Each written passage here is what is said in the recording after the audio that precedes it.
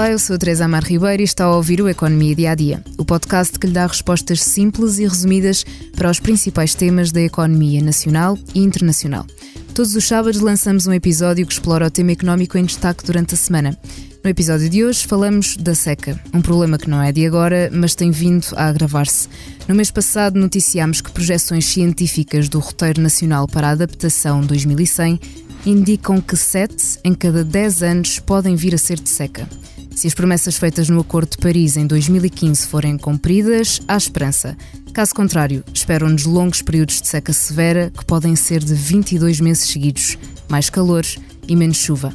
O presidente da CAP, a Confederação dos Agricultores de Portugal, disse ao Expresso que não podemos tratar a seca como o aeroporto, ou o país será uma fogueira.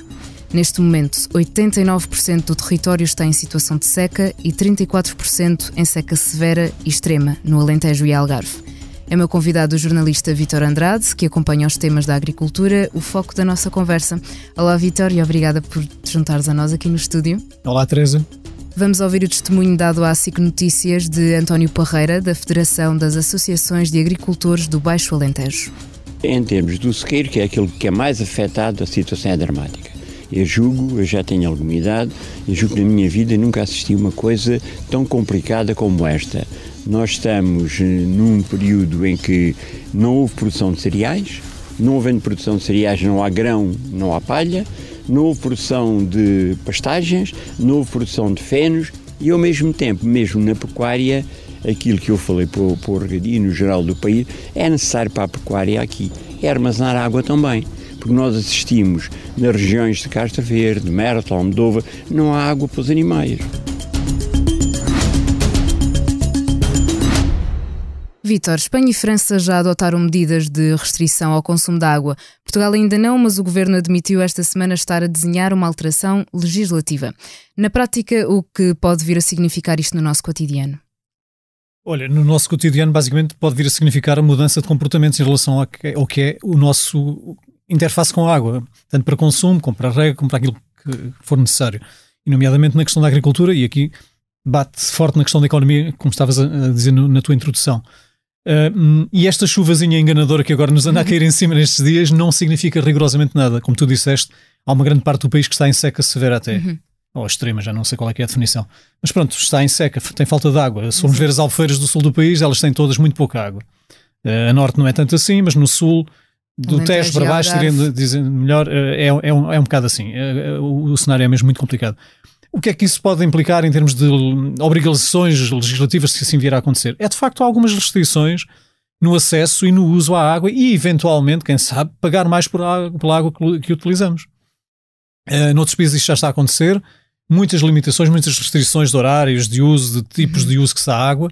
E em Portugal pode vir a acontecer. E acho bem que aconteça, diga-se de passagem, porque senão podemos vir a ter problemas gravíssimos, apesar de, lá está, esta chuvazinha dos dias que correm. E vamos senti-los mesmo em nossa casa, ou vamos apenas ver, por exemplo, nos jardins, nos campos de futebol, nos campos de golfe, que também É curioso referir-se isso, porque eu já reparei nestes dias, agora a passear aqui por Lisboa, passear entre aspas, neste vai e vem, a casa de trabalho, há várias zonas ajardinadas em que se vê que a relva já não está tão verde como estava antes. Não sei se vocês já repararam nisso, mas eu por acaso reparei nisso várias vezes esta semana.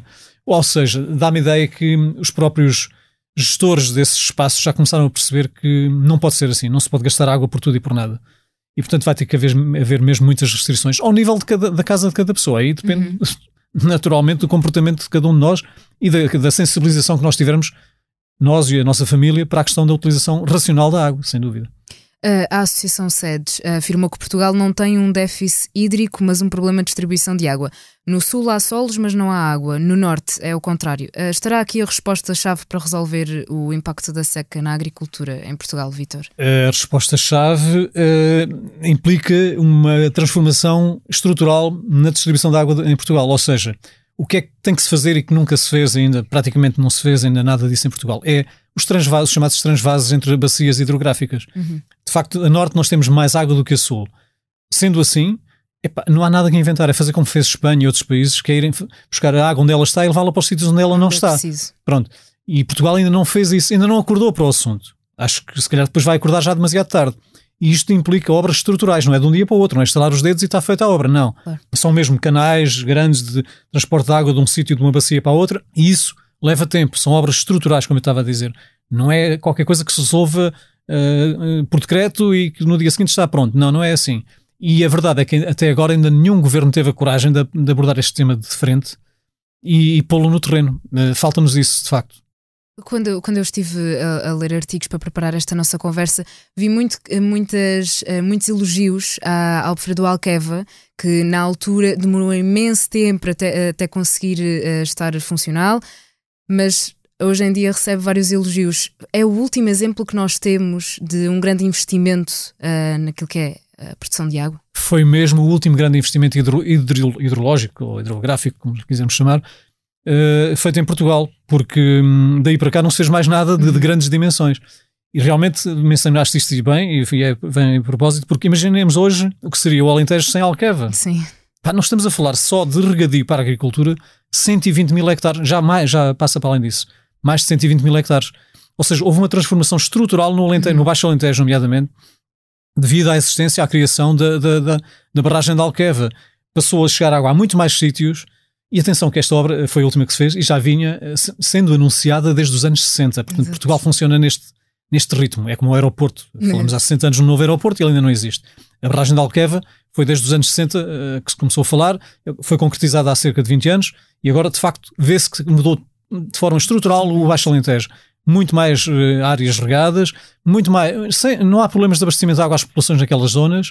E também há produção hidroelétrica, portanto também se faz esse aproveitamento para a produção de energia elétrica. E depois há que dizer ainda isto, é que já foram criados 6 mil empregos só diretamente a ver que têm diretamente a ver com o regadio, ou seja, com o setor agrícola e com o setor agroindustrial, que vem associado ao setor agrícola também. Portanto, tem impacto positivo. E aqueles medos, aqueles mitos que se criavam na altura, vocês já não se lembram, que são mais novos, de que Alqueva iria regar campos de golfe para turistas, não rega nem um único campo de golfe. E a verdade é que transformou o Alentejo pela positiva. Exato.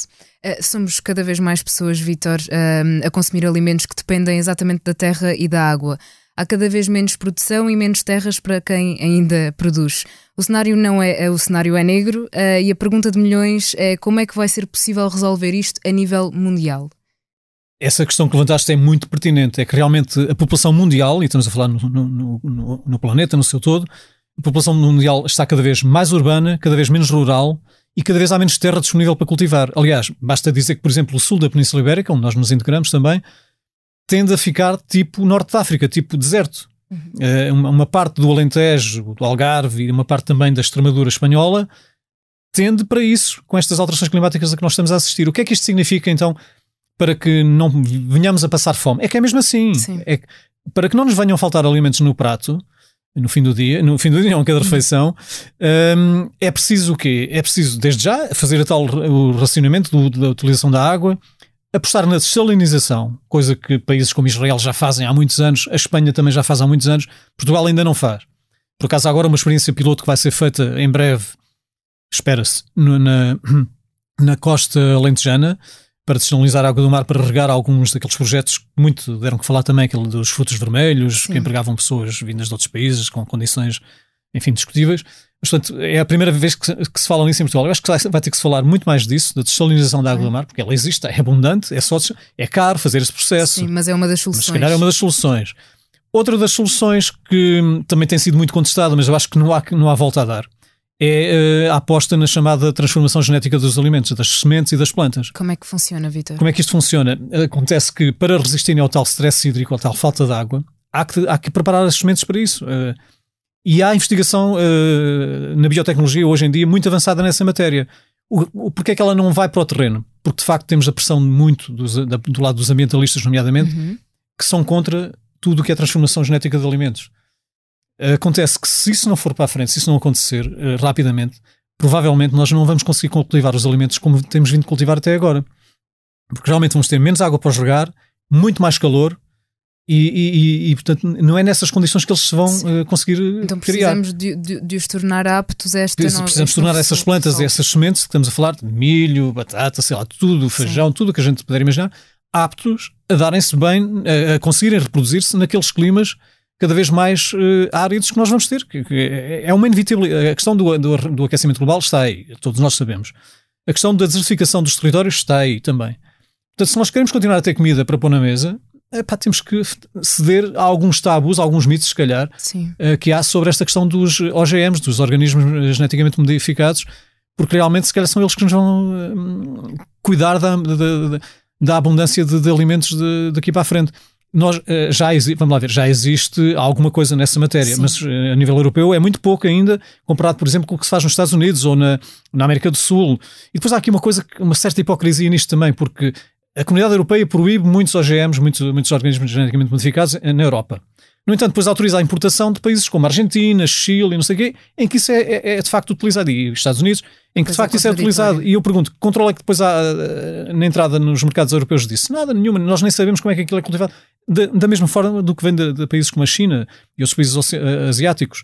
Nós não sabemos como é que não há controle europeu sobre o que se faz lá. Se produzido cá já havia outro tipo de controle. Claro, como é óbvio, mas o que é hipócrita é isso, é nós proibirmos cá que se faça e depois autorizamos que se importe dos sítios onde se faz. Quer dizer, então é que ficamos? Estamos a dar dinheiro a ganhar àqueles que o produzem longe daqui, quando podíamos ser nós a produzir cá. Depois ainda, já agora só nota de rodapé, também se apostava de certa forma e romanticamente, diria eu, na questão da agricultura biológica como sendo uma das tábuas de salvação. É muito bonito dizer isto, e de facto a comida biológica todos nós a valorizamos, é muito mais saborosa, etc, etc. Claro. Só que não produzem quantidades suficientes.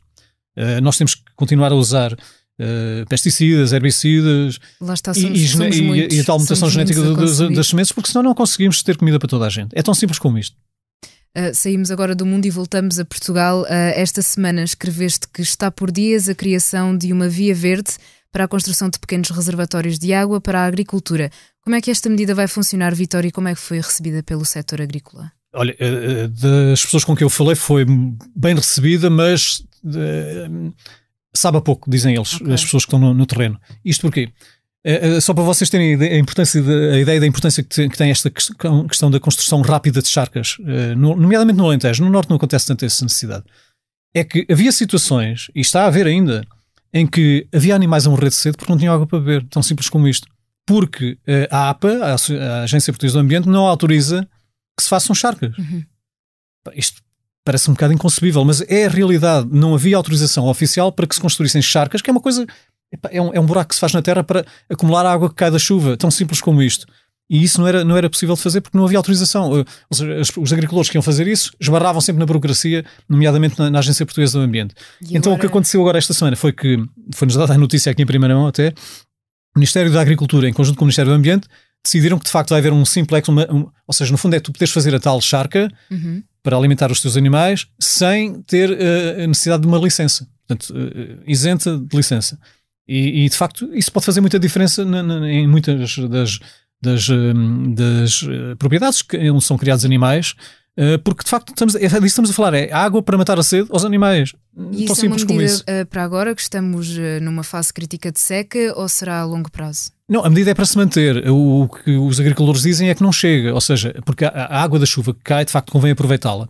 Só que uma charca é uma coisa que não retém a água, ela evapora-se ao longo do tempo. Se calhar a chuva que está agora a cair, que fica numa charca, agora vem aí 35 graus já para a semana de calor, começa a evaporar, desaparece. E outra coisa, como não circula, apodrece. É uma água que depois fica sem valor nutritivo, por assim dizer. E portanto isso não chega para fazer a diferença. Mas já faz alguma diferença. Ou seja, o que os agricultores querem é mais do que isso, é poder fazer charcas junto de cursos de água, ou seja, para que a água esteja corrente o mais possível, e que também possam fazer furos, que é outra coisa que não lhes é permitido fazer. E isto é das tais coisas que parece que as pessoas têm que sair dos gabinetes onde tomam as decisões de proibir para irem ao terreno ver o que é que está lá a acontecer. É que eu já fui várias vezes em reportagem e vêm-se animais a passar sede porque não têm água para beber. E os agricultores a mandá-los a bater mais cedo do que seria previsível porque não têm alimentos para lhes dar. Vítor, é de facto um grave problema que estamos a viver. Resta-nos aguardar pelas próximas medidas de restrição do Governo e acompanhar aquilo que vai ser feito nos próximos anos. Muito obrigada, Vítor. De nada. Antes de fecharmos o Economia Dia a Dia, convido a ouvir o novo episódio do podcast Liberdade para Pensar sobre o ano 2013. A jornalista Ângela Silva conversa com Luís Montenegro e Nuno Magalhães, ex-líderes parlamentares do PSD e do CDS. 2013, quando Portugal estava sob resgate, a troika sem dar folga, o país estourado e o governo de Passos Coelho e Paulo Portas a deslaçar. A sonoplastia deste episódio foi de João Martins. Muito obrigada, João, e a si obrigada por estar desse lado. Se tem questões ou dúvidas que gostaria de ver explicadas no Economia Dia a Dia, envie um e-mail para tearribeiros@expresso.empresa.pt. Voltamos já na segunda, com mais novidades económicas.